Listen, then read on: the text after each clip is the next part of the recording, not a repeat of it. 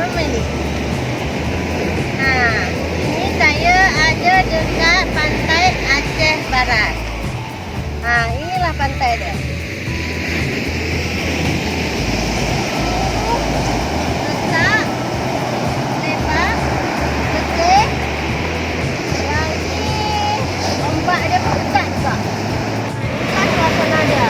Ini suasana petangnya. Seronok sangat. Sampai saya basah. Inilah dia ni. Tengok pantai dia luas.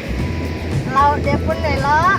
Warna color dia warna dia sampai biru. Ini petang ni nampaknya ombak dia besar sikit lah. Cantik kan? Cubalah jalan-jalan di sini buat pemandangan dia elok. Bersih. Buat jogging pun okey, boleh buat jogging.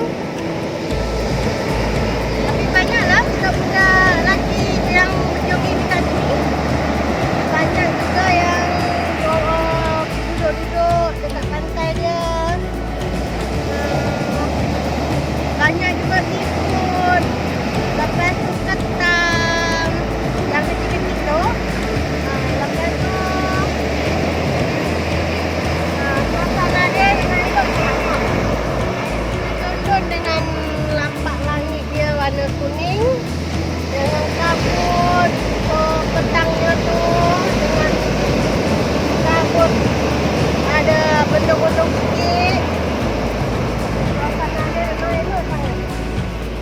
Dekat tepi sana tu tengah-tengah duduk tu.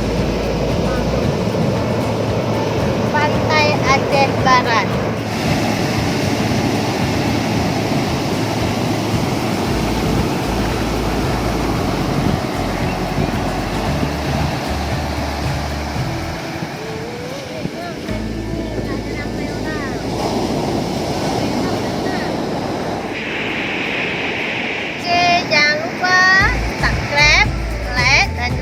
Share video Bunda, okey?